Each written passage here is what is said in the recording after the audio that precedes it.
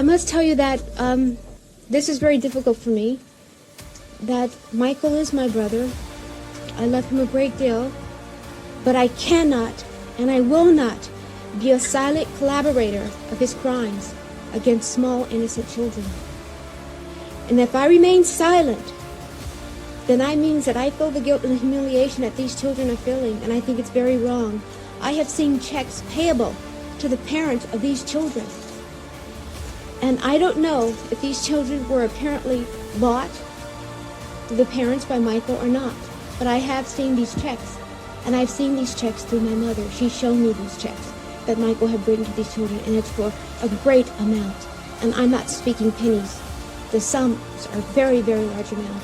And this is my first time talking about it, and I never want to speak about it. I never want to say anything about it. But I think it's sad because I am a victim myself, and I know what it feels like.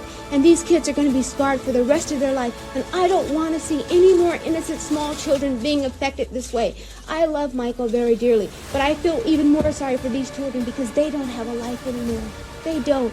Now you stop and you think for 1 second, and you tell me what 35-year-old man is going to take a little boy and stay with him for 30 days, and take another boy and stay with him for 5 days, in a room and never leave the room.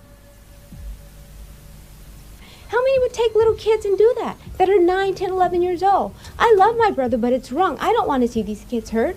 I've been hurt by it too. My father molested me sexually, and I don't like it. I don't like the way it feels. And to this day, this is my husband, and he can vouch for this. I will not have a relationship with him because of that. But I love him dearly, but I cannot.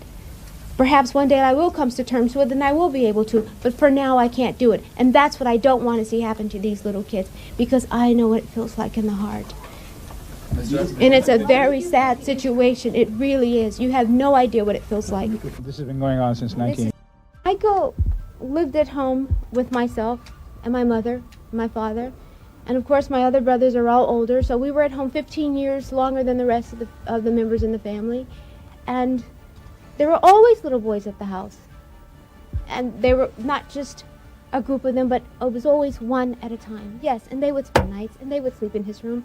Yes, but however, I must tell you, I was not in the same bed with them, so I don't know what went on in the bed. There's been 2 major kidnap attempts on Toya that were stopped.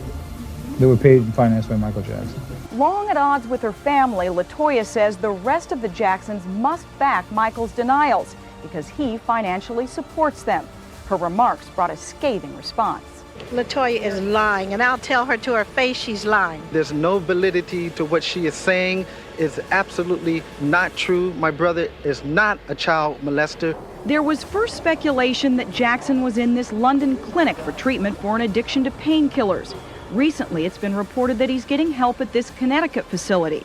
Some have said after canceling his world tour and admitting his addiction, Jackson might be posturing to stay out of the United States and away from the allegations that he molested a 13-year-old boy. I want the people out there to stop thinking that he's hiding and he's running, because he is not running. He will be home.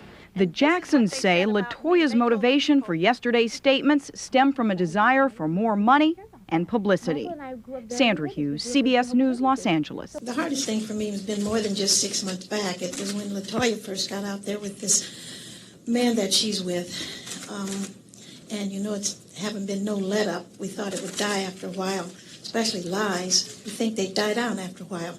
But every little opportunity they get, they come out with more. And I think they're using this now to come out with more. I can't speak for Michael, but I know one thing. Michael is not guilty. I've talked to him before, and I think he'll be fine because he has nothing to be ashamed of. He's strong. So he's very strong. He'll just come out.